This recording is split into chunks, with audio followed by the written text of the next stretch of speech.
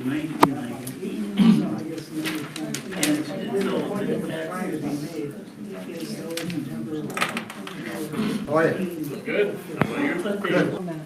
In 98, if you look at the documents I presented you, Doing that now. in 98, three things were voted on change. One was to change the assessment, and they can change by a 51%. Is it a certainty though that you're? That was one of the arguments. Which we don't do that. No, because that was, We got time. that was negated in 2002. The second one was, had to do with signs. The board approving sale signs, other companies saying, oh, they changed that. That was the second one. The third one had to do with 51% necessary for changing the covenant. In 2002, and this was all voted on by a majority. Their covenants don't reflect those changes now. Well, they were in effect for years, because if you go back before 2009, you'll find it in them. Okay, so your point is they were changed and we said they weren't. Well, I don't. Yeah, my point is simply they were changed, and you create the idea that we can't change them, but they can be, if you have good covenants, you can get four at one time with even two. Okay, okay. Find, if you really want to correct it, yes, I can. I don't check them. Got it. I gotta do where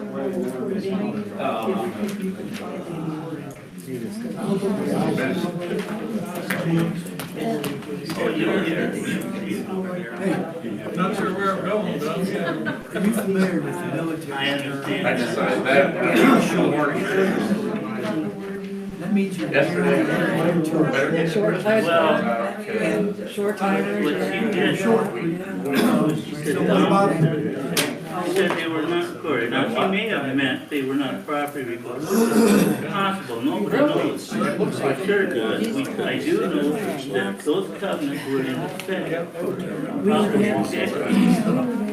And you can see that this change is what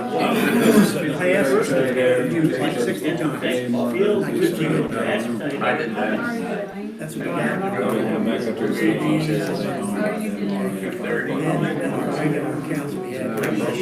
That's nice. I think it's such a back.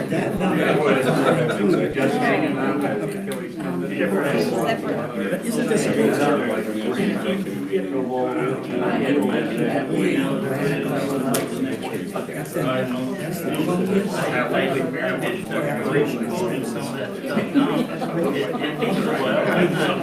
we know we got that much last month. We got $20 in Really? So your pants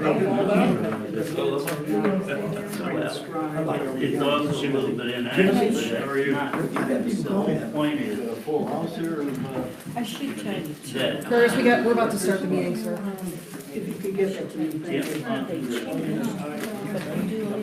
All right, I got 7 o'clock, guys. Can you stand for the Pledge of Allegiance?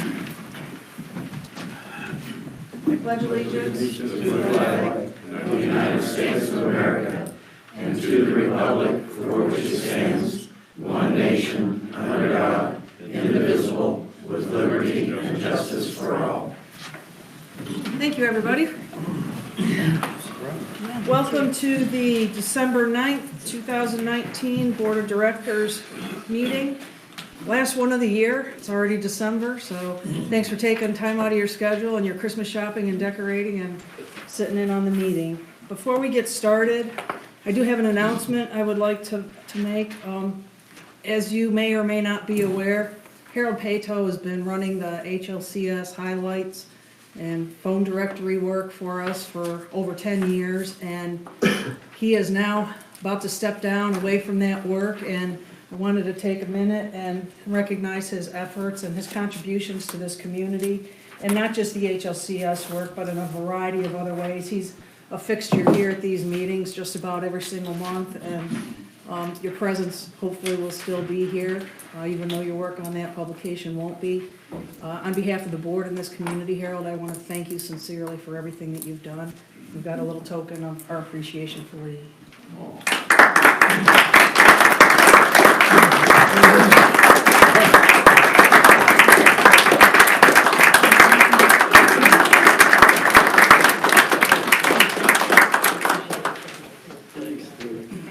Good. Do you want to make a speech or anything? Speech! Or you can submit an article to Rick. Well, I know I deserve it. But I don't see the check that's attached. Oh, it'll be in the mail. In the mail. That's beautiful. I got just a place to put it. Anyway, I'd like to say I didn't do it all by myself.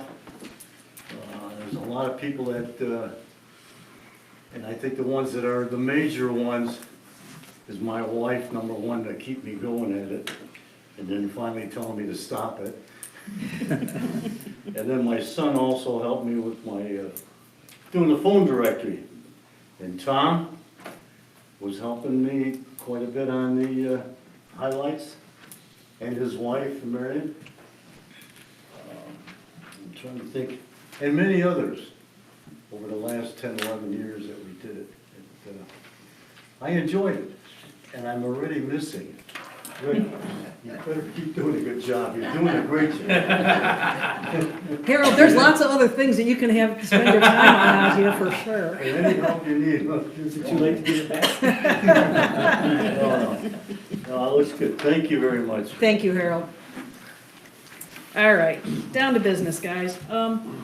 Announcements. Clear Creek is absent till March. Floyd Township, Brian Irvin, he's not here.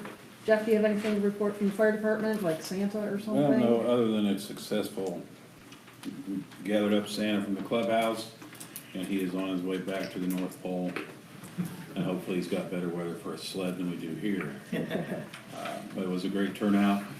Everybody in the parade route was very appreciative and thankful, as well as all the members of the fire department. And also Ken Roselle was leading the way. He was Rudolph this year. And his nose was red, not for any reason other than he was in front. Yeah, the fire department appreciates the community support, and we look forward to doing it again next year. Tom? Just to go back on Clear Creek, for everybody's information, their meeting in December was changed. It'll be at December 12th, which is this Thursday at 10 a.m. at the Conservancy. So if anybody's interested in attending, it's December 12th, 10 a.m. at the Conservancy. Thank you, Tom. And thank you, Jeff, on behalf of the fire department, and Ken for your work on a really, really cool thing that we do out here for the kids and the families, so really appreciate that. Neighborhood Watch is off till March. HLCS, some new guy is taking over the HLCS stuff. Go ahead, rookie. Rick Miller, 26, good. Just a couple of quick things for you. As opposed to the trolls on Facebook, all the feedback so far has been very positive. I do have some interesting numbers to share with you. You don't have to record these, it's just interesting to me. I have 357 registered people in the news group on Facebook, and we've had so far this month online reads of the December issue 422. So I think that's a positive indicator. Not a trend yet, it's too soon. Nevertheless, the newsletter is going well and it's being readily accepted. We did our third printing, so it seems like the leadership of the printed media is up. And so the big thank yous to Ken and the maintenance guys for setting in the 2 new boxes for convenience, and it's a Christmas gift, if you will. We'll see how that one goes, but it looks like it's trending up. And last but not least, I expect to start printing sometime this week, maybe as early as Wednesday, the telephone directory for the year. That'll take the rest of the month to get it out, but we'll start this week. Thank you, Rick. All right, Helneck? Yes, I got an update. They just wanted to thank everyone for coming out for the annual photo, crafts, cookies with Santa they enjoy putting on the fun events for the community, and hope the community enjoyed seeing Santa around this time of the year on the fire truck, and wanted to thank Floyd Township for heading it up. And they plan to try to make it an annual tradition. Hope so. It's a pretty cool thing. Thank you. POA Security, Brian Helmer. Oh, out of the traffic stops, remember, even though it's winter, there's still some people exercising walking on here to try to keep speed down. 3 harassment calls, 5 disturbances, 2 civil matters, a few admin calls. We've had 2 thefts, a couple EMS assists, 4 lockouts, a road hazard, 4 alarms, 2 domestics. There was a criminal mischief, I forget the address, but someone shot a 2019 Nissan pickup truck with a pellet gun. So watch out for the juveniles. Apparently they're bored and shooting things up. It was Andy Patterson's, wasn't it? Yeah, Andy Patterson, that was his name. Got some calls and a fraud. We had one the other day. I'm not sure if it was in Heritage Lake or not, but apparently the guy had a warrant and someone called him and said, buy $300 worth of Visa cards and give me the numbers, and we'll make your warrant go away. And I should have went to his bond money, so he's out $300. So don't do that. That's about it. Thank you, Brian. Garden Club. Marion? Marion Novak, 25 Mill Springs. Garden Club like to thank the community for supporting our wreath fundraiser. We made 40 wreaths and we sold them last month, so hopefully you're all enjoying them as much as we are. We're going to party this week, and then we will be on hiatus until March. So, see Can you then. explain this party? No. Because I didn't get my invitation. You have to be a Garden Club member to attend the party. And while I have the floor, could I remind everybody that we're having a blood drive on January the 7th downstairs from 2 to 7. Thank you for the few people who've signed up, but I've got my list. Anybody would like to, either let me know today, give me a call, or you can go to redcrossblood.org and sign up on your own if you want. Thank you. Thank you, Marion. She's relentless. She called me 4 times Saturday, I think. It was my fault. I couldn't get to the phone in time. She called and said, I heard you had a cut. I'm on my way. Thank you, Marion. We appreciate that. Presentation of agenda. Any additions, corrections, or edits? If not, I will take a motion. Just for the November 11th board meeting, if I can, I'd like to myself review the videotape on the open forum just to see. Okay, we're not that yet. We're We're not on the on agenda the first. No, we're on the I'm agenda sorry, first. go It's ahead. next, Tom. So are there any additions, corrections, or edits to the agenda? If not, I'll take a motion. Motion to accept. Second. All in favor? Aye. Okay, thank you. Presentation of minutes, November 11th board meeting. Okay, Tom. Thank you. I would just like to have the opportunity to review the YouTube video with regard to the open forum. There might be a couple of items that I'd like to make as an addendum. So if we could just mark that there could be some items added to the open forum after I review it. Okay. Thank you. So do we want to just have a motion of acceptance pending the addendum review at the next meeting? Yes, fine. Okay, I'll take a motion. I'll make that motion. Second. All in favor? Aye. Opposed? Okay, thank you.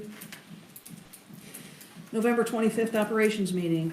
Any additions, corrections, or edits? If not, I'll take a motion. Motion to accept. Second. All in favor? Aye. Opposed? Thank you. Treasurer's report, Jim Johnson. Thanks, Chris. Our total income for the month, before I say that, I want everybody to understand that we didn't have total income of $60,807. What was it, 1,200, 1,900? But the way we report, we accrue 1/12 of our expenses for the year, each month, and we accrue 1/12 of our income. But it's just an accrual basis, has nothing to do with cash. Of our assessments. Of the assessments coming in.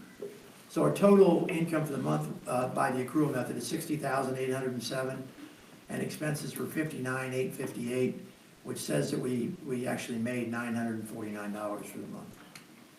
Total income for the year is $1,327,572, and expenses are $1,250,822, leaving a net income balance of $76,750.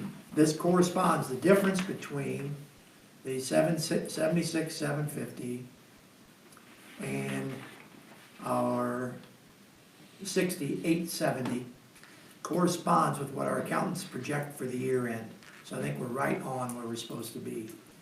Our short-term cash is $345,912. That number is going to decline substantially between now and the end of March because we really don't have any more income coming in. And then once March comes, when those assessments start coming, and that stuff just goes through the roof. Our total investments, there are $690,954 in there. They're going to decline another $75,000 before year end because of Marina expenses. And they're going to begin to decline in January about $120,000 to $140,000 per month until the project is done. And that's my story. All right. Thank you, Jim. Board committee reports, A&E, Ben Fuchs. Ben Fuchs, 77 Gettysburg. In November, we approved 16 permits for 17 projects, 10 houses, 1 garage, 1 house addition, 1 dock, and 4 fences. The houses ranged from 1,441 square feet up to 2,144 square feet. Thank you, Ben.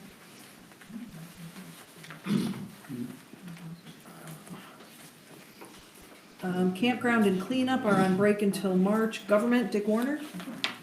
Thank you, Bruce. Dick Warner, 193 Jefferson Valley.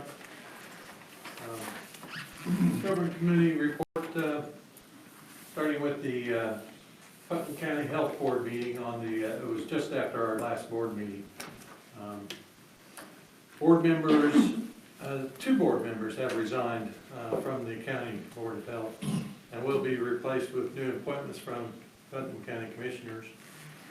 There were 2 reported vaccinations are going well, both flu and hepatitis A, which, by the way, was reported to be mandatory for school children in the county. They also, the nurses also talked about 6 TB cases being monitored in the county, so tuberculosis is near. And they've had to be very vigilant monitoring the affected persons to keep those persons from going out into the public and risking exposure. A mother who's a mother of several children, all 3 of them affected with the disease, she's going out, take her kids to school and pick them up, so, yeah. It's amazing to find out what goes on that we don't know about in our community. There was a septic ordinance amended relative to continued failures. Doesn't really apply to us since we have our own sewer system, but outlying areas putting in sewers, they have some new restrictions on them. There's about a 10% failure rate this year in inspections, so that caused the board to take some action. Heritage Environmental is a hazardous waste disposal facility in Rochdale, owned by Heritage Environmental, which is headquartered in Indianapolis. They had well testing results were presented as satisfactory. The site maintains 15 test wells surrounding this dump site up there for the purpose of testing and making sure the bad stuff's not leaching into our waters. And the future health board quarterly dates were mentioned as February 13th, May 14th, August 13th, and November 12th next year. And they're always held at the Putnam County Hospital classroom on the 3rd floor. Then on to the commissioners meeting on the 18th.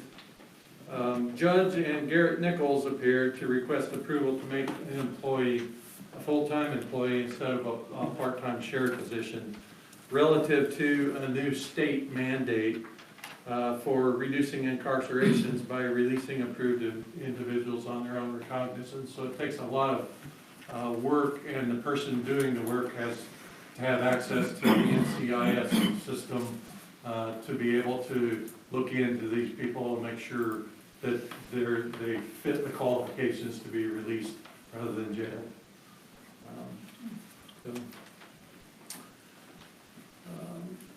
And there's an incremental cost for this person who's moving to full-time, and that's expected to be covered by additional fees captured. And the commissioners approved this.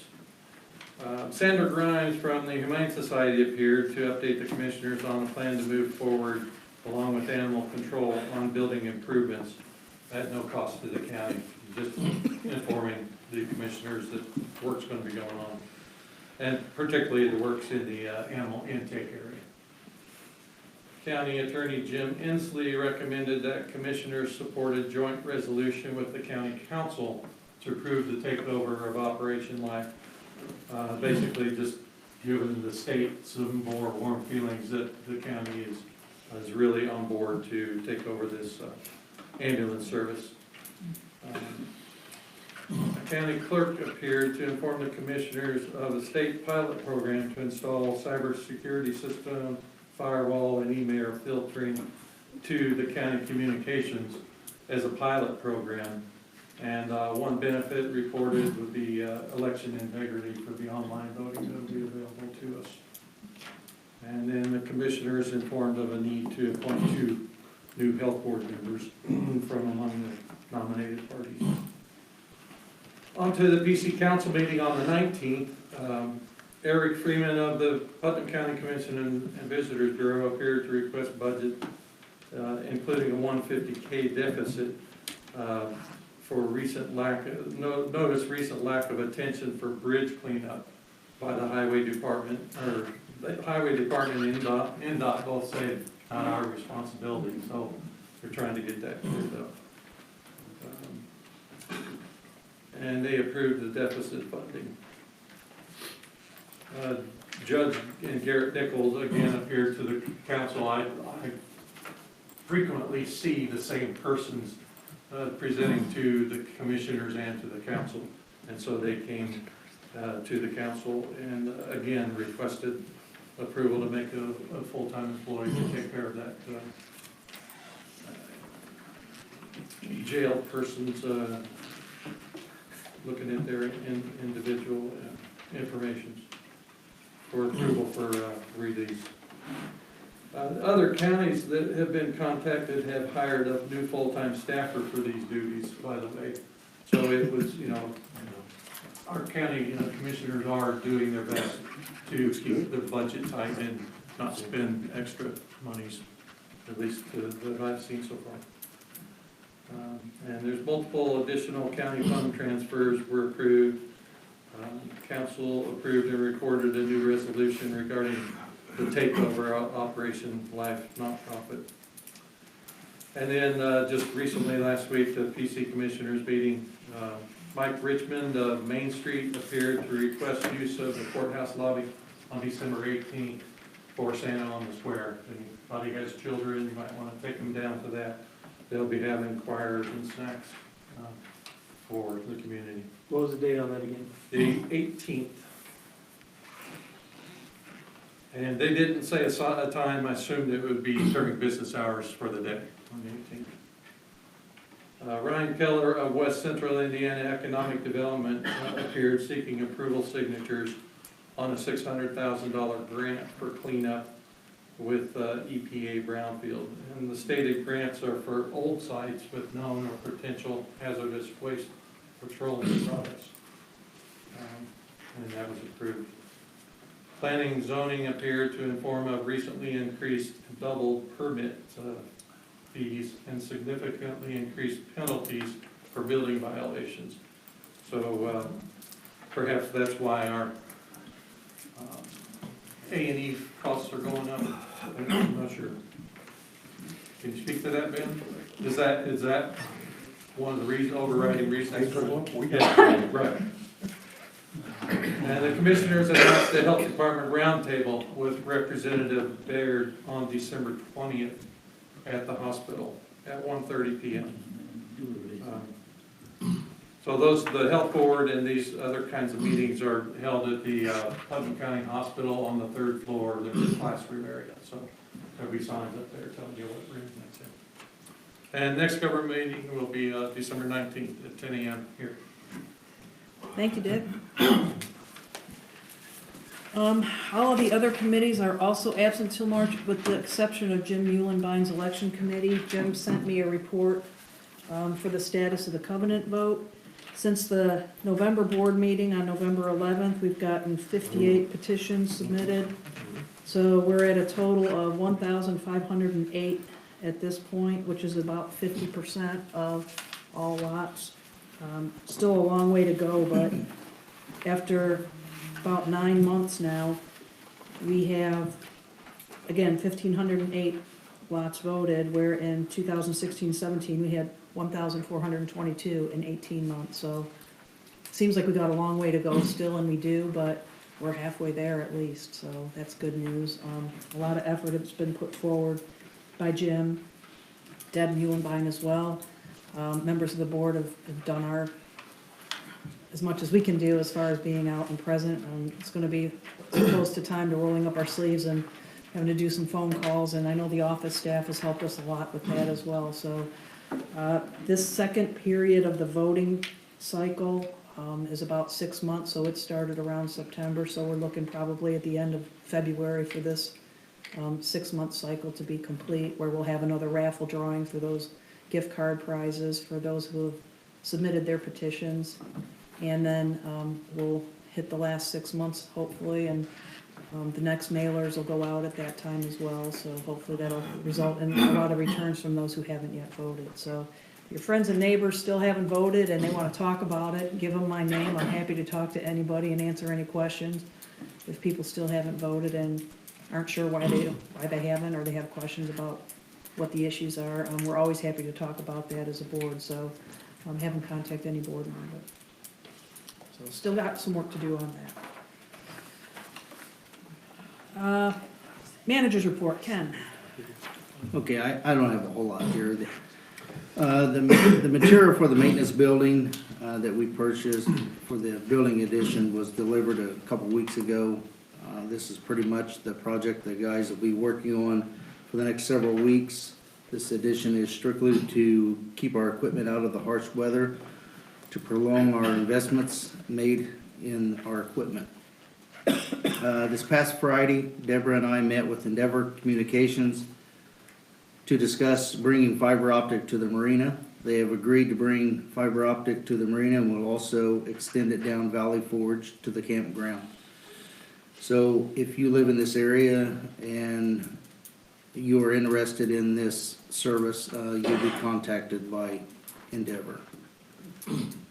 After the holidays, the office will begin preparing for annual meeting, February 29th. All committee chairs, if you could please begin preparing your committee annual report for the annual booklet and have it turned into the office by the second week of January. Our office hours for the holiday we will close at noon on December 23rd and we'll reopen at 8 a.m. on January 2nd. This party announcement may be a little premature, but Saturday, February 8th at 2 p.m., the annual IU Purdue party will take place in the Activity Center. Mark your calendar for the date. Come see Dennis Sparrow in his candy striped pants, Tom Novak in his Purdue hard hat, and join in on the neighborhood rival. Finally, I'd like to wish all of you a sincere Merry Christmas and a safe and healthy Happy New Year. Thank you. Thank you, Ken. A good point about the committee reports needed to be submitted to the office by second week of January. I remind the board members, your committee liaison, who you liaison with for the committees, make sure that you work with them to get their reports in. Give them a little reminder. Old business forum. So those in the audience, you'll see we've got about 4 items we're going to be talking about that have have to do with the budget, the Marina spending, and the user fees for 2020. These are all up for second vote. We had our first votes on each one of these items in the November board meeting, which they all have passed. So this is the point where we're gonna talk about them again, give the board members any other opportunities to review or ask questions.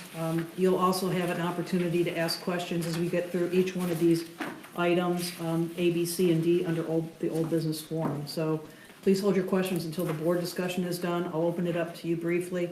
We can't spend all night asking 1,000 questions, but if you have a couple questions, we'll be happy to take them before we vote on each one of these motions or issues.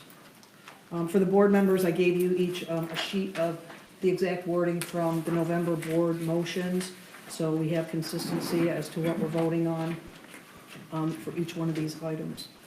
So, old business forum, item A, 2020 budget and Marina addendum. So, as a reminder, JJ informed us that we were working to obviously shore up the budget for 2020. We met in October and had about a 3-hour meeting, went line by line for the 2020 budget. We had, I think, Tom, you had a question on line item 3290 that you had resolved. I just wanted to confirm with you on that. Anything else you guys want to talk about with respect to the 2020 budget? Any other questions?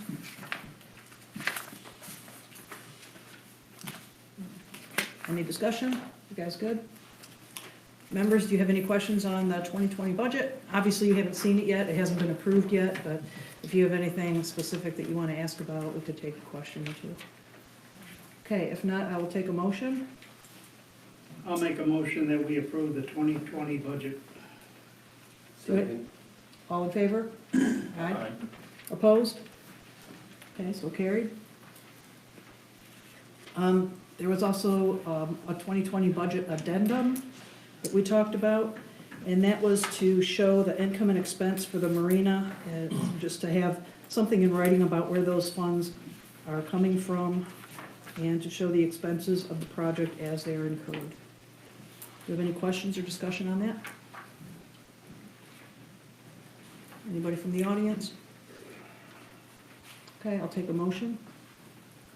Make a motion that we incorporate the addendum we discussed this evening for expenses expected to be incurred during this budget year for the Marina project. A second. All in favor? Aye. Opposed? Okay, thanks, guys. Old business B, user fees for 2020.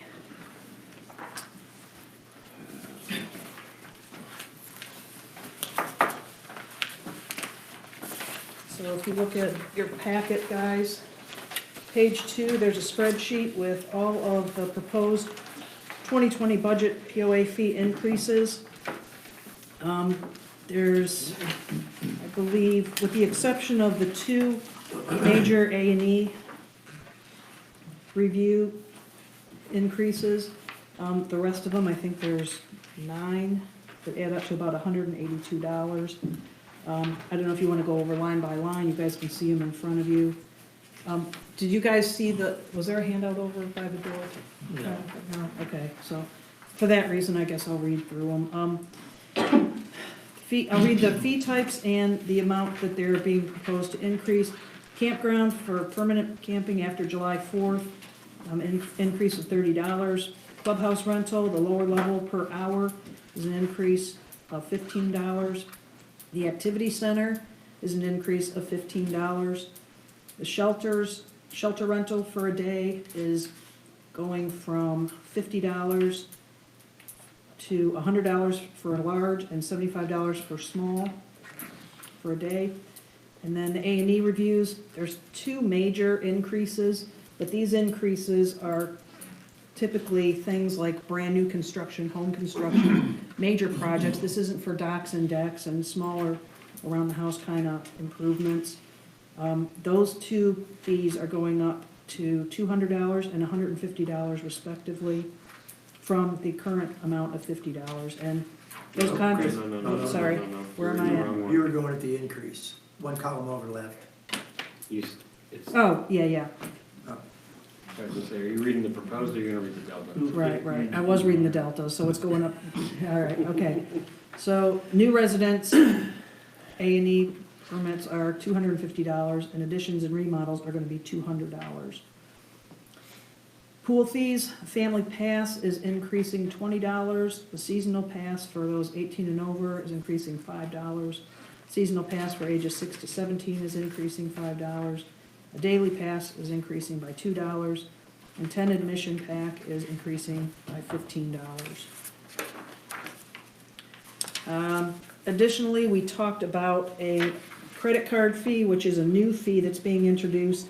And just for background, in the last 2 years, we have budgeted in our POA budget around $12,500 each year to cover credit card processing fees that we have to pay. So in order to recoup that, we're gonna pass that expense on to those people that wanna pay their assessments and fees by credit card. I think we proposed a 3% flat rate. So these fee increases are intended to support budgetary operational expenses, to support the increase of costs in salary, insurance, utilities, those types of expenses that increase naturally over time. These fees have not been touched since at least 2015, and the A&E fees that are being proposed haven't been touched since before 2000. So just normal operating business type things that we have to take a look at. So I know Ken and the board has worked really hard to try to cut as much expense off of the 2020 budget as we can. So we have to look at ways that we can kind of bring in some money too. So that's what these fee proposals are coming from. Discussion, guys. I know since then we had some proposal about the way we would want to manage a potential credit card fee. So Paul, I think you were working on that, or you had Yeah, I ideas think on that? at this point, we've come up with the fact that the 3% for assessments and permits, boat permits, is gonna take care of our credit card fees. To get into the other areas at this point I feel that it's not necessary. That's something we can change in the Right. future if we have to. What do you mean by that? What are other areas? Like use a credit Meaning card for credit paying card for for anything. pop, credit Yeah. card for Gotcha. buying everything Gotcha. else. Okay. And making the whole community, whoever uses a credit card for anything in the community, be assessed a percentage. Because this percentage came back and is paying our need, if you will, and we're going to have to figure out how we're going to have that taken care of by the machinery that's gonna do it, okay, the Credit card machines. credit card readers. machines and I think once we get through that process, if we need to adjust this, we can adjust it at a later time and bring it in front of the board at a later time if we feel it's necessary. Right now, all indications are that we're not gonna have that big of an expense for using the credit cards. Okay. So you're okay with our I'm good. original proposal of the Uh-huh. 3% Yeah. across? I think if we've kind of chatted about it, I think if we would have to adjust it in any way, it may be pull the percentage back, maybe 1%, and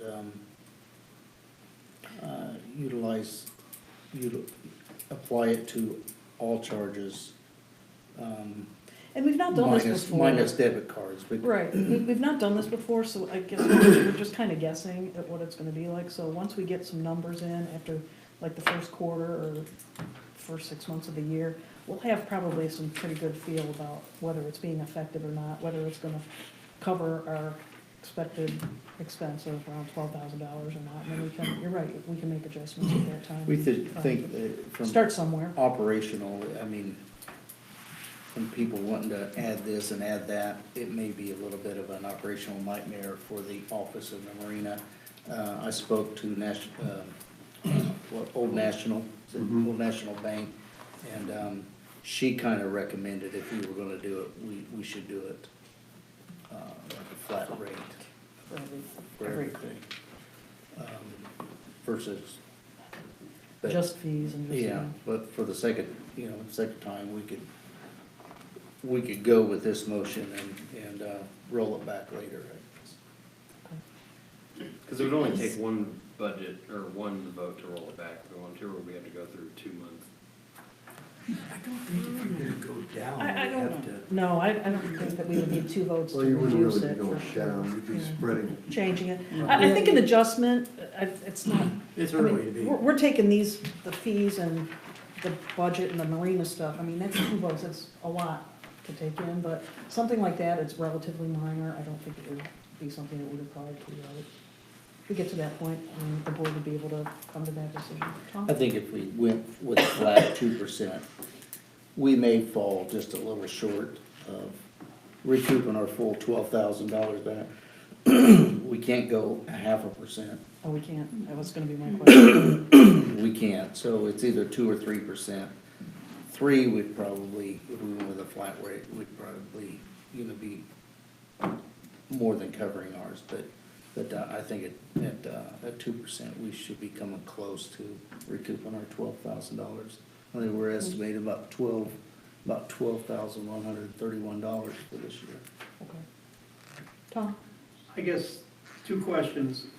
Number 1, the credit card fee would also apply to campground rental? If they use their credit card, yes. Okay, because that wasn't mentioned. It's a POA fee. It's a fee, yeah. So it's Any POA fee, not just the ones on the list, I mean. any POA fee, including the 15. Basically, everything except merchandise, really, The right? 15 that we discussed, or the 12 that we discussed, those fees. It's not just those fees, we have a whole list of other fees too, so any POA fee or assessments. So if you go buy a boat sticker, it's on there. If you go buy Yes.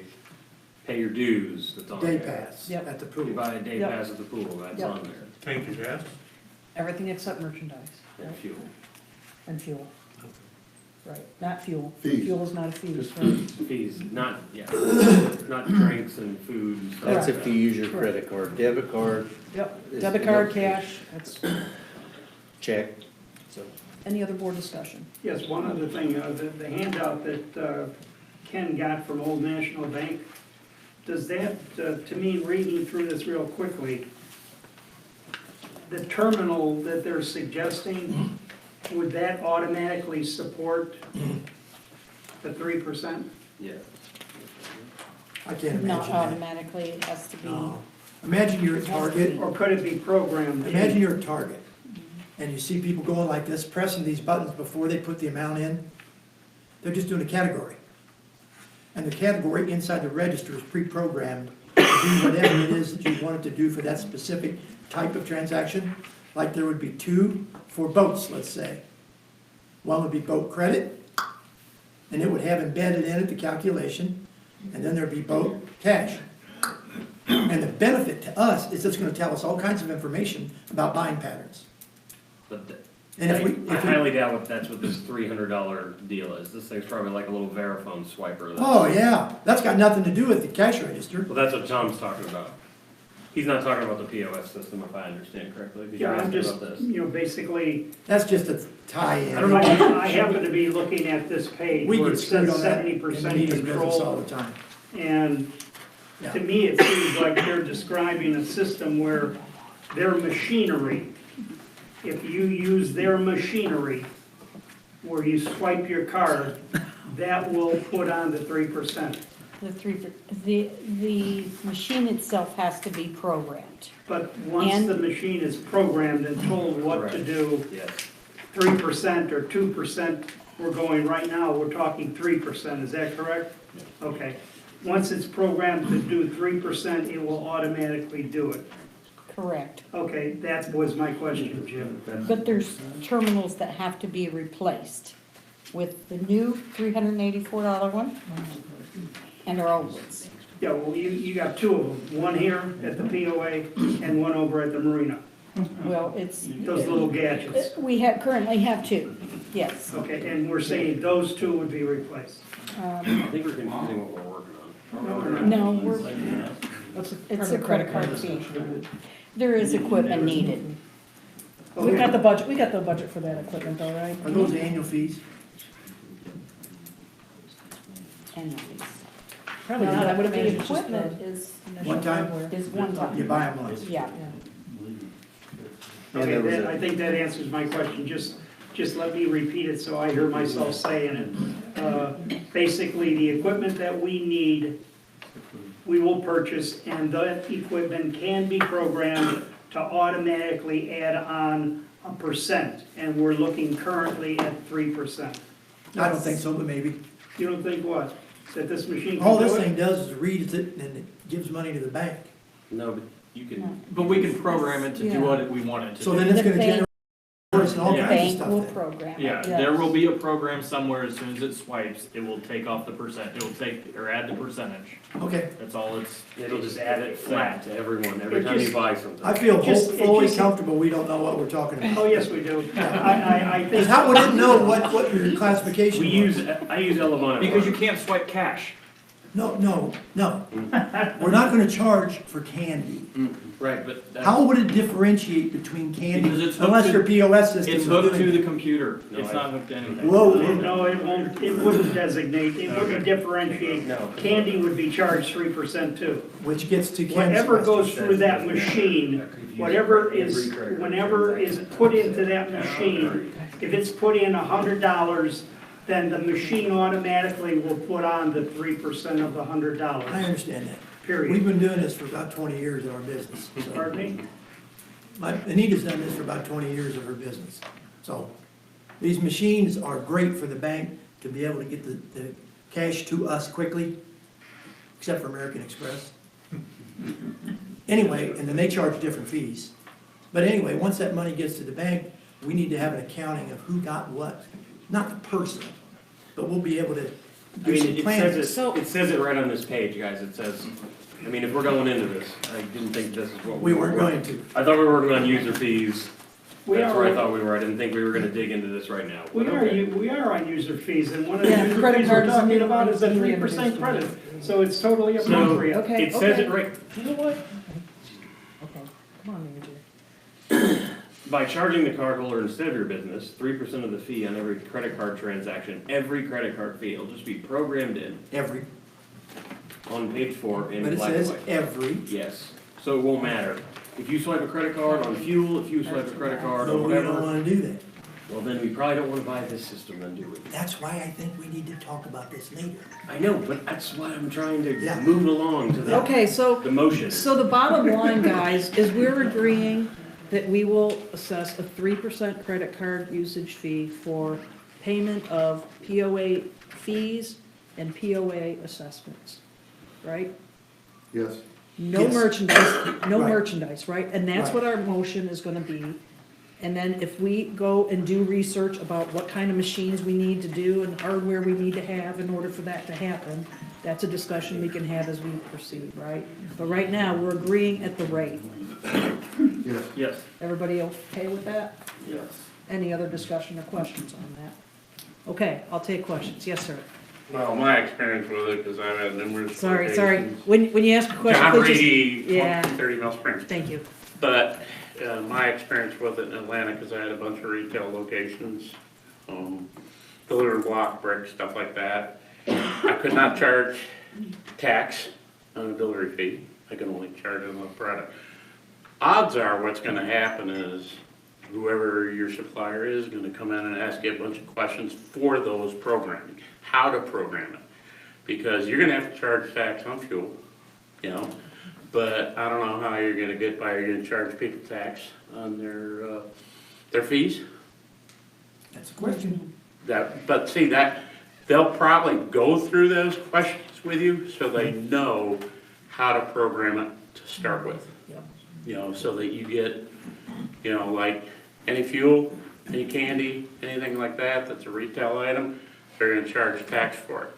And then they'll ask the items they don't charge tax on, like user fees and stuff like that. So I would think whoever you choose, you know, part of that programming is probably gonna be that. So, Yeah, so we've obviously got homework to do as far as going and figuring out which system. I'm talking to Old National, and I'm sure that they'll be happy to consult with us and give us those questions. and We answers have that talked need to them, and Yeah. we've got the whole rundown. I think part of the confusion here is we're wanting to pick out items off of our fee list, but the majority, well, it's about 50% check, cash, debit card versus credit card. So it's at 50%. I really encourage the board to rethink the certain fees being charged and do a flat rate across the board. It's gonna be a lot less troublesome for everyone involved. And you're gonna achieve the same thing. Exactly the same thing.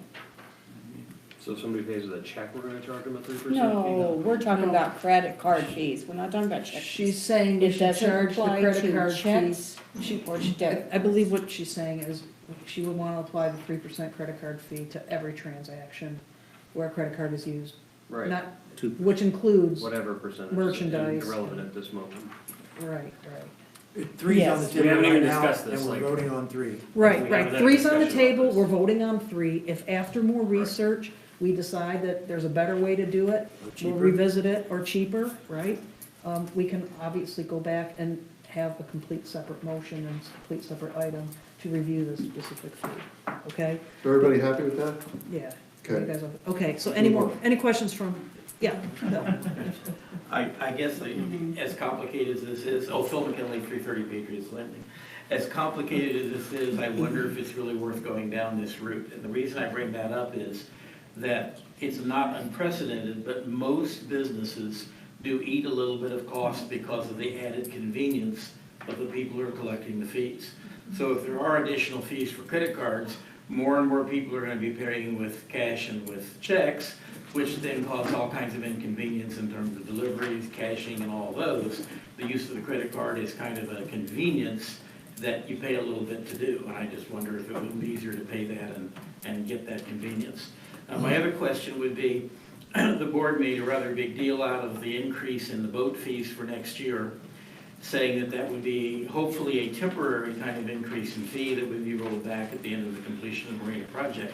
I wonder if that also applies to the other fees you're talking about increasing, and if so, which ones? No, it's not. The fees that were intended just to help support the marina construction are the boat fees, the boat slip fees, and the campground fees. And those are the 3 that we specifically targeted and increased for just the marina. These have nothing to do with the marina. These are budgeted operational expenses that we're trying to recoup some funding from. So completely separate things. These, now, the next board, they can vote to increase or decrease user fees whenever they want. They can take a look at other fees that we've got that we haven't touched in a while. It's just the normal course of operating the association. So these have nothing to do with that. The fees that we're voting on are intended to stick and not be repealed unless there's a reason to do that in the future. Just like the credit card fee. Once we take a look and do some more research, and we might need to make an adjustment to that motion. Okay? Yes, sir. To Curtis's point, John Reedy, 230 Mill Springs. Phil Curtis's point about. Phil McKinley. We talking about Phil? No, Phil. or was it Phil? Phil. Okay, sorry, Phil. 60s are rough. I know, 70s are worse. The point about the fees and just not looking at it, coming from somewhat retail and contractor sales myself, we didn't really care about the fees because it was a marketing issue. It's like a restaurant. If you have a restaurant that doesn't take credit cards or one that does, there's a lot of people that are going to go to the restaurant that take credit cards. Here, it's a convenience. That's what it really is. I mean, quite frankly, when I go get fuel, I've got my credit card with me. I'm not going to walk around with 60 bucks in cash to pay for my gas. So, On a windy day. Huh? On a windy day. On a windy day, or give it to my son-in-law for that matter, and he says it blew in the freaking lake. But I think those are the things you gotta consider, so. Yeah, and there's options. I mean, you got credit cards, you can use, a lot of cards are credit and debit. I mean, you can use it either way. So there's options, and this is, again, this isn't to try to introduce more complexity, but it's to try to get some of the money back that we have to pay. And those machines, when they program it, whether it's a credit card, debit card, it doesn't care. It's mindless. But, Yep, exactly. but, you know, you set up, I would think what Deborah brought up, the thing about having different, fees, that's gonna probably be a monster. It'll be hard. Well, no, when you're at the Marina counter and you wanna pay for your boat sticker, candy, ice cream, and merchandise, we have to You gotta split separate it all up. Yep. Right. And that's gonna be a and booger for just the, tell whatever that all bank, those whatever people bank behind it you is too. too. So, trying to keep all that separate, so. Yes. Rick Miller, 26 Gettysburg. Actually, 2 points. Number one, I don't think it has to be difficult at the point of sale if the software is designed to help you, much like Jim was on to when he says, when you have a sale, if it's $250 for a boat, you press a button that says this is a fee, and it's $250, automatic from there. And if you're selling Coke with that, then you got another $5 for Coke and candy, and it's not a fee. So you press a retail button. So maybe you got 2 buttons to press. It doesn't have to be. Maybe. But you'd have the to other know. point though is, You'd have to know if they're a paying lot of what people they're paying. wonder, well, why should we recoup our 3%? And if you think about it for just a minute, if you look at people like Walmart, they don't charge you 3% when you use a credit card. But most of the stuff on their shelf, they're making 50%. Okay? And from a lot of people, so they can afford to eat it. Other small businesses that you do business with online, use a credit card, many of them, because they don't have the luxury of volume sales and or margins, they will charge you the 3%. So what you're asking to do here is not at all uncommon. I don't think you should really worry about the 3%, except just make it fair at the point of sale. Thank you, Rick. Anybody else? Crystal Pryor, 581 Jefferson Valley. I actually wanted to address the pool fees, actually. I know a $2 increase doesn't seem like a lot. My family only has about an extra $100 a month. So when you add that in, that does add up. When I have my husband, me, and my 2 kids, we significantly cannot go as many times when you have that additional fee. So I'd highly encourage you to either only raise it $1 or not at all. Just simply because I know you have maintenance, you have to pay, your people and stuff, but it does eat into those of us who take our whole families, not just one person, or who can't afford a pass overall. If I could respond to that, probably the most highest maintenance thing we have here is the pool. Those chemicals went up every year, and we've not touched it. We have to have a maintenance person come over every single weekend to make sure everything's lined out. I won't even begin to tell you how many times I've replaced basketball goals for kids that tear up, volleyball nets for kids that tear up, and that, if it's got pool behind it, I think that the commercial basketball goal that I got now was $700, almost $800 for a basketball thing that fills with water. So I just wanted to let you know that is the highest maintenance thing that we have. The chemicals is out of this world. We just replaced a pool cover. How much was that thing? It was $7,000. A pool cover because people want their water heated.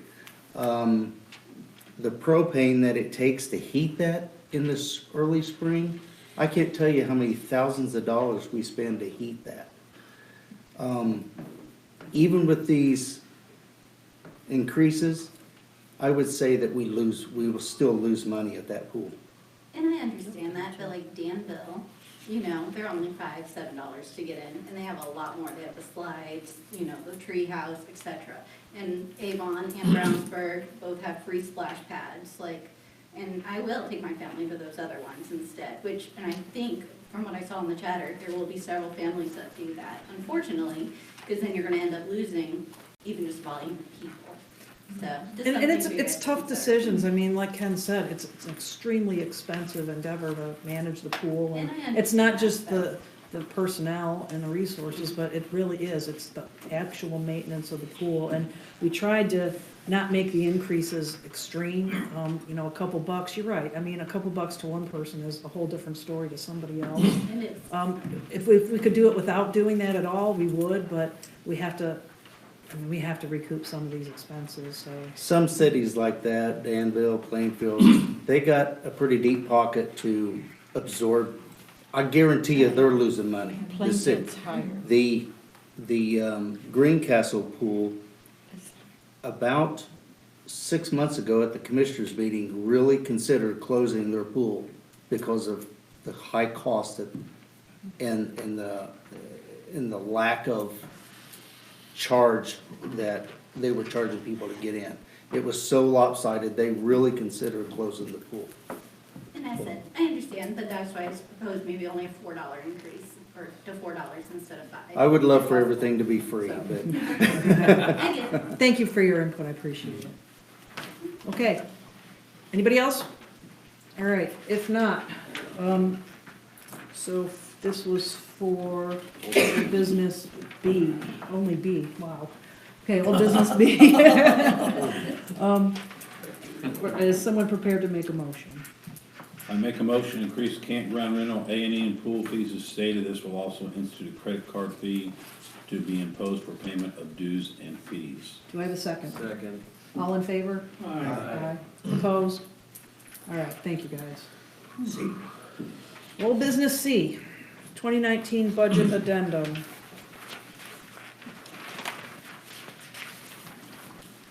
So, the addendum to the 2019 budget was proposed to capture the money going in and out for the Marina project during the year of 2019. Because obviously the 2019 budget was created in 2018, we didn't have the budget or anything budgeted and defined in that budget for the Marina. So Jim has proposed that we include some line items as an addendum to the 2019 budget, just for housekeeping purposes and for traceability. Any questions or discussion, guys? Questions? Any questions from the community? Was 2019 just Lower end. put into 2019, but it's also reduced in 2020? The 2020 stuff is separate. It's separate, but This is just to reflect what we've spent and This year. incurred for this year, yes. We're going over our regular budget ultimately. Yep. It happens because we had a good year that we're not, but we would have been. Christine, Curtis Talbot, through Line Gager, could you tell us what that amount is? Now, I know you've already spent some for Marina, and this particular addendum is for another amount increase, right? So you're getting about, what, 260,000 altogether for the Marina for this year? I'm looking at the 19.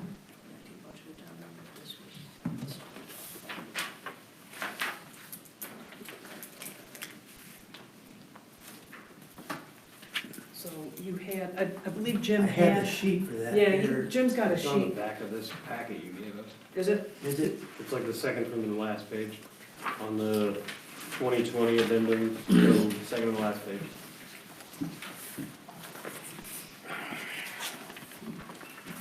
Are we just saying where the Marina construction is? Yeah, for the 19. There it is.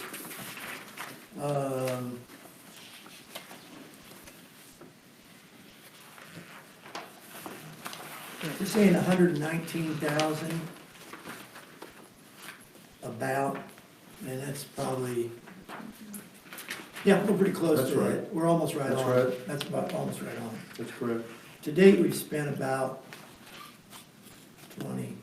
63, 61, something like that. 61, 62,000. We've got an invoice of about 70,000 for the end of this year.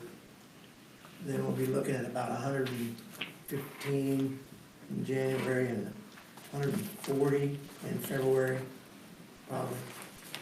Maybe 120, 140 in March. So for this year, obviously next year you won't know till you get there. For this year, you've spent so much, and your addendum is adding another amount to it so you can finish up. No, this is gonna be what, we haven't spent that much. We're projecting that's how much we're gonna spend in 2019. How much total? 116. Yeah, plus or minus 8,000, 116,000. That's for the work you just did, right? Yep, part of it. But we also had original things that we did earlier. Got it in the budget. Yeah. Spend it this year. Okay, any other questions? If there's no further discussion, I will take a motion for old business item C. I move that we incorporate the addendum discussed for expenses expected to be incurred during this budget year for the Marina project to our 2019 budget. Second. We got a motion and a second, all in favor? Aye. Opposed? Thank you, guys. Old business D, Marina Spending Authority. So.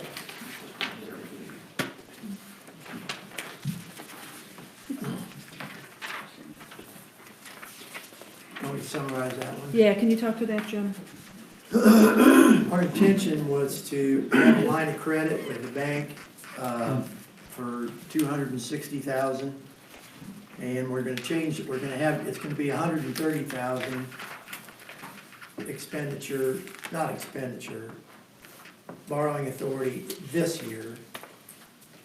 And then next year, it will be $370,000 for a total of $500,000. We don't expect to use that credit line except maybe $300,000 to $350,000.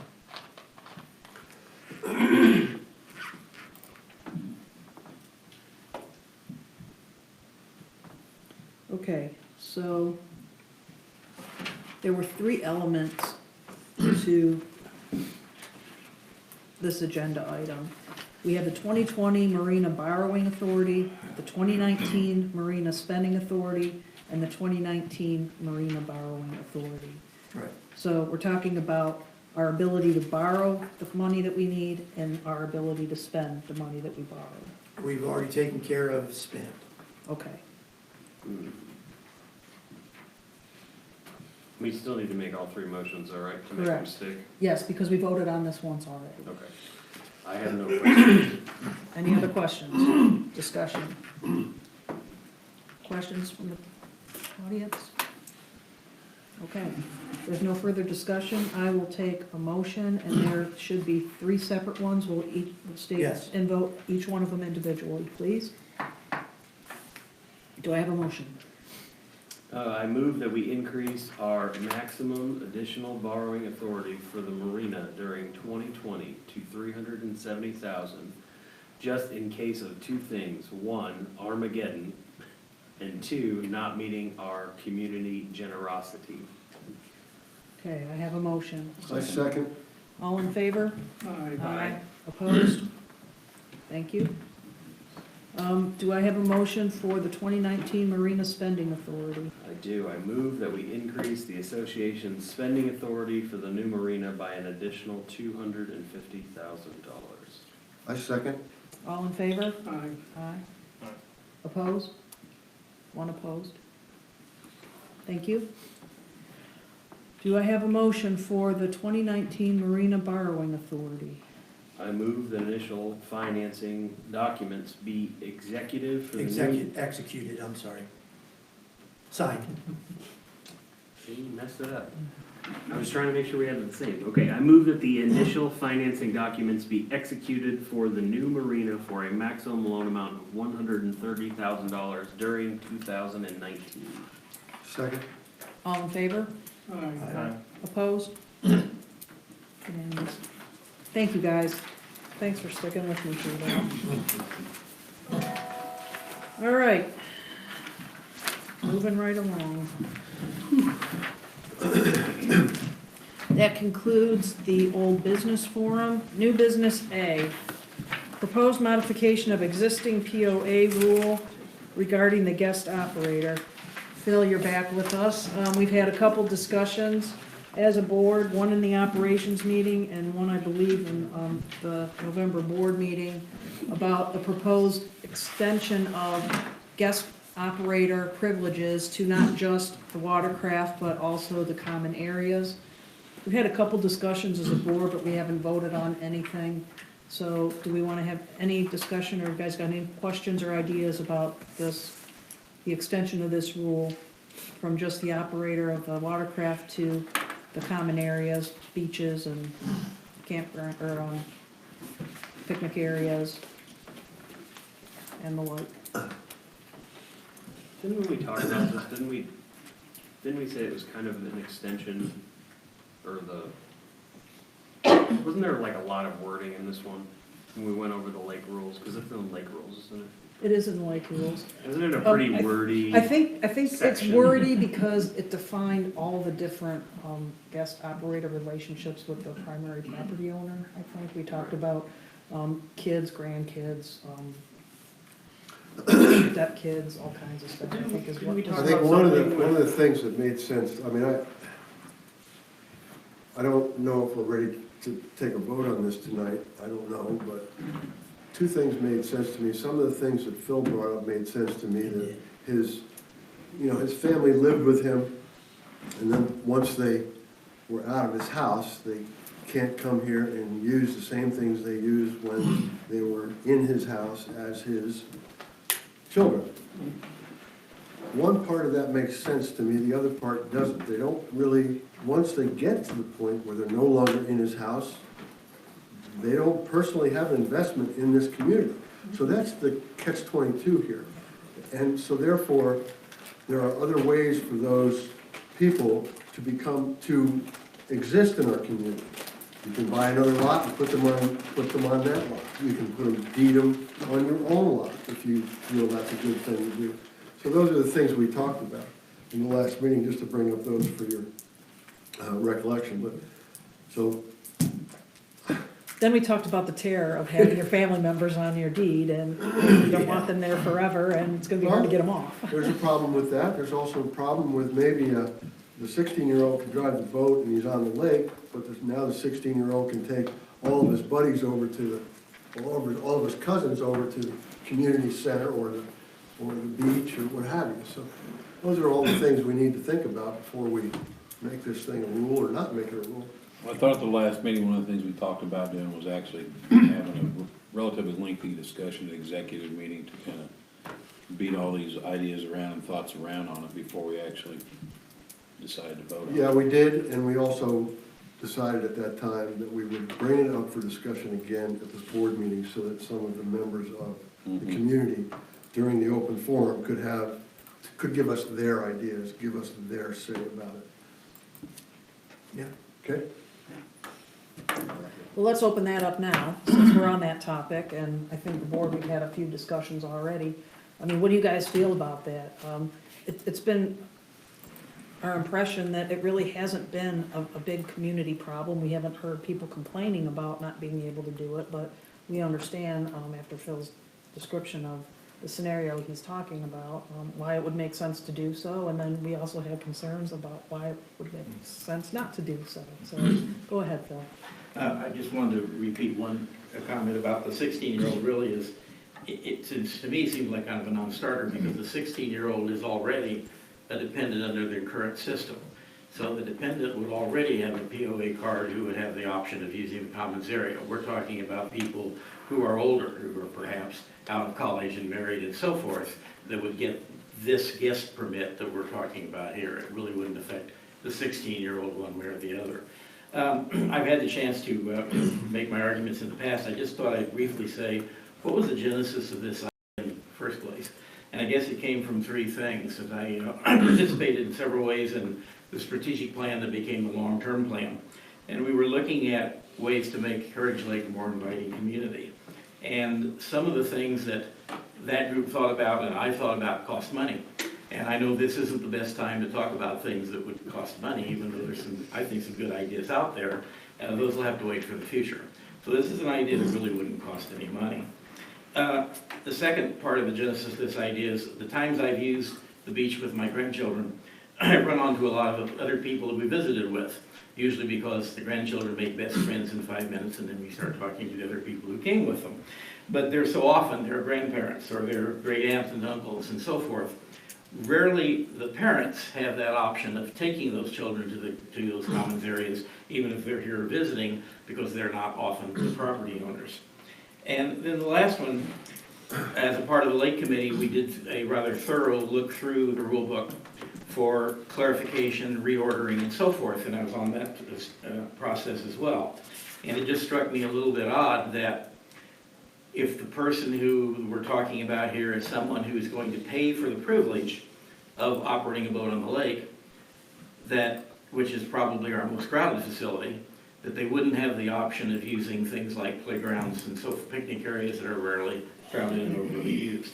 So you suggested the last time I bring a specific proposal, and the proposal is really quite simple, and you basically said it, that the guest operator permit become a guest membership. People, upon paying the existing described fee, would be the same existing extended family members that are currently listed for the operator permit. Thank you, Phil. Anybody else? Oh, go ahead. Oh, sorry, Dick had his hand up first, you're next. Go ahead. Dick Warner, 183 Justice Valley. I'm just curious, how many guest operator permits do we let out a year? About I think last 25 time- to 30. Yeah, last time Lois reported, Mhm. 25 to 30. Okay. That's the ones that actually come and put their name in and fill out the form and pay for it.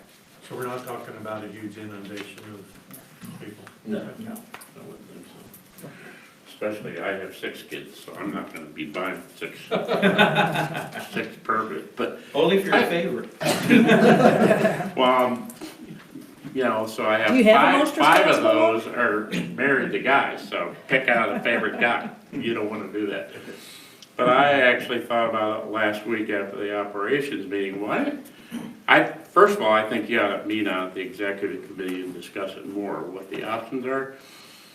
But I started thinking about, is there a way you can make more money for the association? Like, have a separate guest fee that it's not a guest permit to operate a boat, but it allows them to have, act in your stead, they're under your name, going to the beach, going to the swim pool, stuff like that they don't have to have the property owner there. I think you mentioned the same thing, is that if you had the grandkids in with their parents, you gotta go. You gotta go with them. So maybe you come up with a separate guest permit to utilize some of the other activities we have here.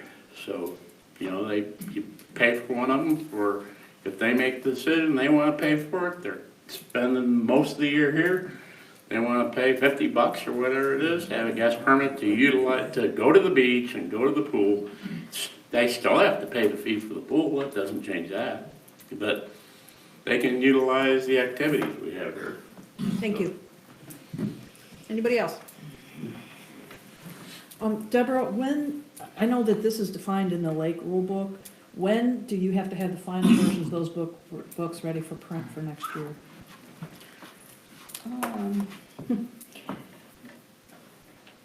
The annual mailer has to be ready to print pretty close to the 16th, so we can get it. January? Yeah, January. I really think if we go through with this, a lot of lots will go up for sale. Because I own a lot because I couldn't, to be on the lake and stuff like that, that's how I did it, and I bought it like 5 or 6 years ago because of this rule thing, so, yeah, I bet a lot of lots go up for sale if we go through with this, so. Well, I think it kind of takes away from the private community. We are a private community, pay to play, yeah, if we allow guest permits and we sell guest permits, yeah, that's still pay to play. But I don't, my kids, they purchased a lot because they wanted to be able to use the facilities out here. And I expect they would probably sell a lot too. I hadn't thought about that, but yeah, Grant, you're right. You know, they can just, And if you have a, they keep sponging off mom and dad, what the hell? yeah, if you have a lot out here, you have a little bit more skin in the game than just, oh, I came out here for a weekend, or, Tear it up and Yeah. leave it for everybody else to More clean up and talk accountability. about. I mean, I'm personally not even a big fan of the guest operator's permit. It's here, so, but let's leave it on the boats and, yeah, I'd like to discuss it more though, so we can look into it. Tom, do you have anything? No, I agree with both board members regarding the decision, and I really don't think it really has to be, I would not like to see it be rushed through just to make a publication that it really doesn't even need to belong in. You know, so I would say, sure, let's open it up for some more thoughtful discussion. So I think we have to be prepared to make a motion then, at the January board meeting to give us time if we do agree to proceed with the proposed change, that we can write that into the lake rules. So we can table it for now, but I think we need to be able to come back to the January board meeting and be prepared to vote one way or the other, whether we want to accept or vote down this. Why can't we just table it for further discussion? I mean, why do we have to we don't need a deadline to come back with a vote. The reason we do is because the lake rule book has to be ready for print by January 16th. But it doesn't affect the lake rule book, as the This is lake book the rule guest- is stated. The guest operator rule is in the lake rule book. Yeah. But all it is currently is to operate a boat. Right, but if we agree to change that, we want to be able to print it for the 2020 lake rule book, right? It has an added benefit of getting it off our agenda too. Yeah, I mean, we don't want to drag this out forever. I mean, we can make a decision. No, I just think, you know, if we could table it, let's say not indefinitely, but this would also give the new board an opportunity to weigh in with their ideas. We've heard all of our ideas.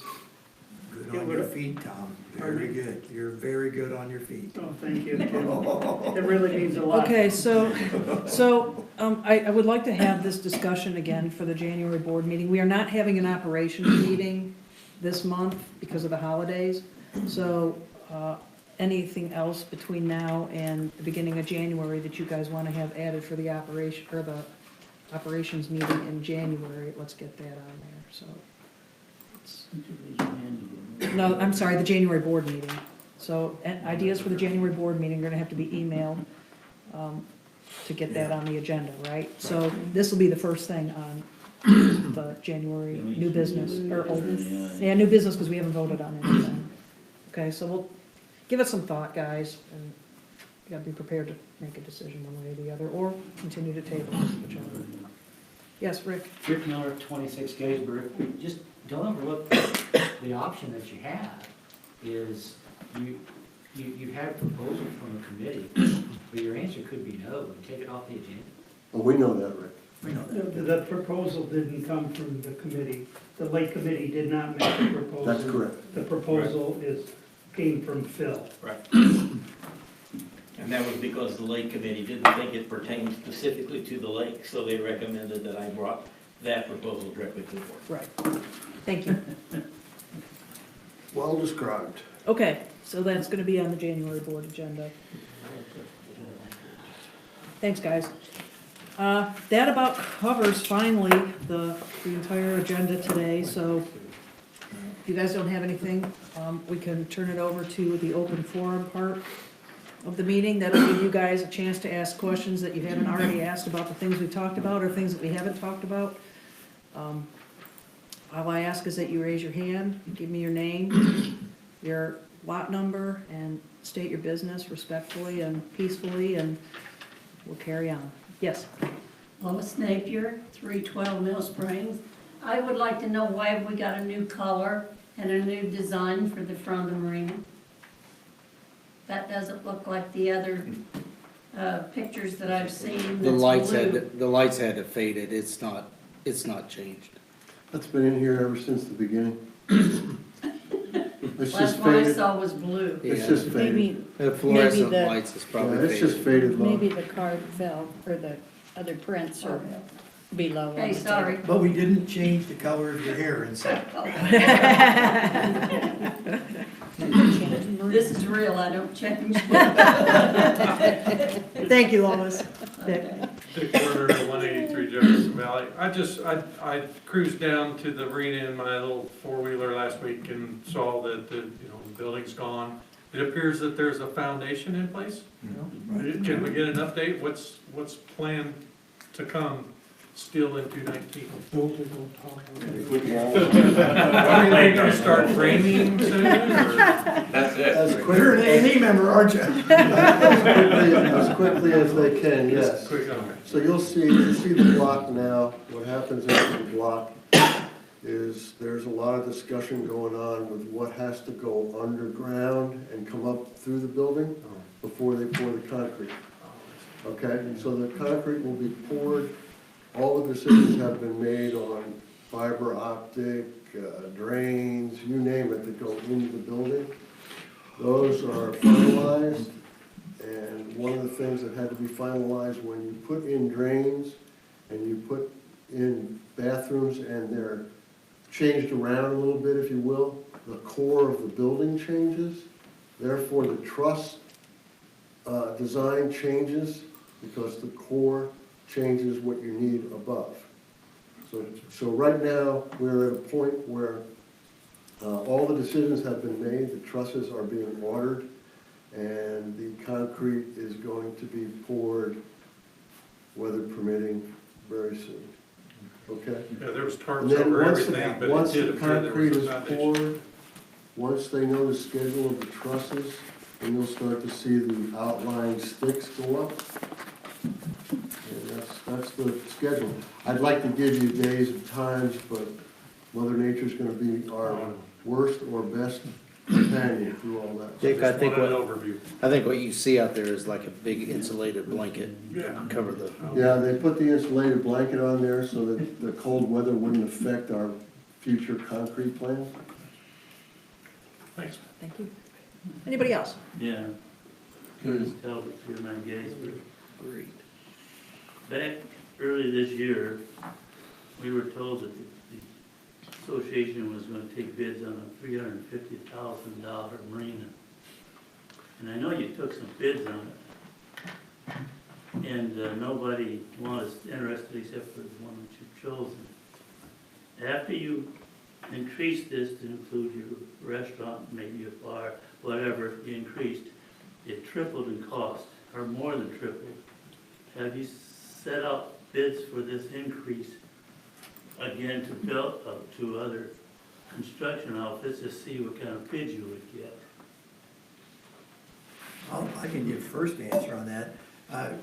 Curtis, to my knowledge, we never bid out anything for $350,000. That was the sum that Charlie proposed that we consider for doing the marina. And when we got to the marina, when we started having people look at it, they said, you're not gonna get barely a garage for that in a commercial building. So then we started getting bigger in our thoughts. And that's where we came up with the $1.1 million. If you'll recall, that was where that whole thing came. And that's what we put out for bid. And nobody really cared very much about that one either. Is that true? No, Jim, I have to disagree with you tonight. The bid did go out for $350,000 plus or minus. That was what the original bid was. Okay, then it did. I just. Who'd it go to? They went to, I think, 5 or 6 bidders. I know Brant's bid submitted a bid. I think 2 bidders submitted no interest. And I don't think anything back from that. Yeah, I could be wrong about that. So then you didn't submit one out for 1.1 million to these same people? Or $1 million plus or whatever? So that you were taking consideration? There was 5 bids, there was 5 proposals that the companies went out, and we only got response from the one. We have, okay, he said 5 went out and 1 came back. And that was 350,000. The cost, I don't remember. I don't remember either. So you need to be sure that you've done that properly, or you could find yourself in trouble for setting this out without proper bidding. Thanks, Curtis. I guess what we, We're not running a corporation law. Excuse me. Sorry. If I could just interject something. I think what you need to review is the request for qualifications that we sent out. You know, we could get a copy of that. I don't recall any dollar figure entering that document. I have a copy here, and I just don't see, quickly scanning through it, any dollar figure attached to it. You know, so I don't know where the idea of $350,000 bid went out, because as far as I know, there's only one document, that went Well, it out. was the one that I did see a bid go out, it might have been 360, but it was 350 or 360, it said plus or minus. So We it just, told a vendor before they sent us a Yes. estimate how much we wanted to spend. yes. No. No, I'm with you, Tom. I think what we need to talk about is we need to just get that specific document. Its title is Request for Qualifications to Design/Build Heritage Lake Marina, Coatesville, Indiana. That's the document that went out. And that would have been a document that the vendors would have replied to. You know, before we identify if there was a dollar figure associated with that document. Let's do that before we jump to the conclusion that there was a dollar figure associated with it. Okay. We don't have to answer that right now, but between the three of you guys, would you be able to come up with that? He's got it all. Ken's got it in his hand right There you now, go. so. Yeah, I'm looking at the Brandt, right now, and I don't see any dollar, their very first proposal, Do you have the request? 728, there's no dollar amount that I've seen. That's a,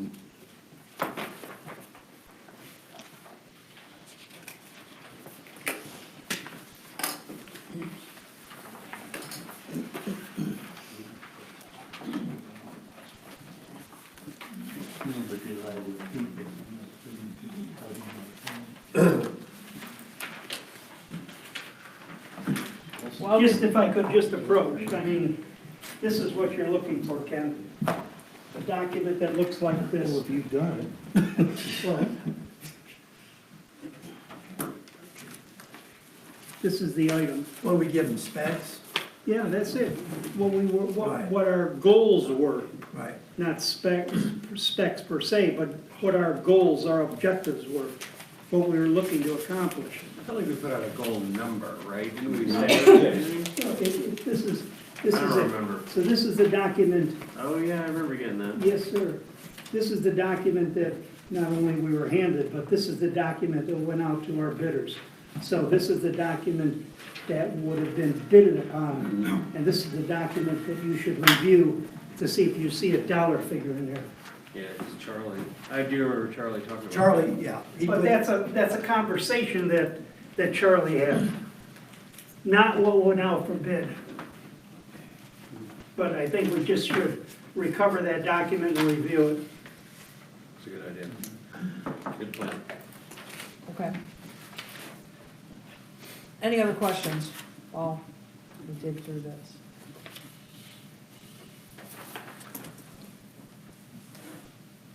Would you get a question, Deborah?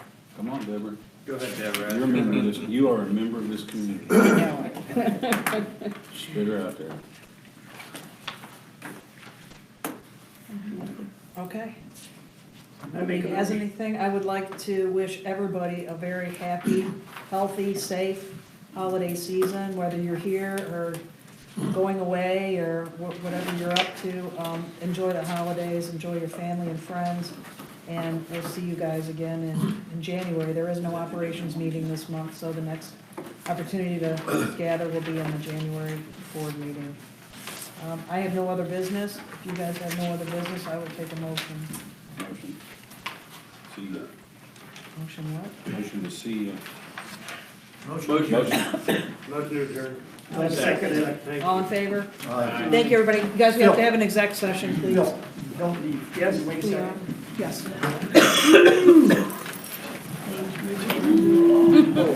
Thank you, it really helps. Yeah. Okay. I didn't know. Yeah. Just one comment about the bid. I've been involved with bids a number of times in my career. Normally, you put out the sales process. This, Exactly. You have them come back and tell you how much they're gonna charge. willing to do it for you. I imagine you put a bid out there saying,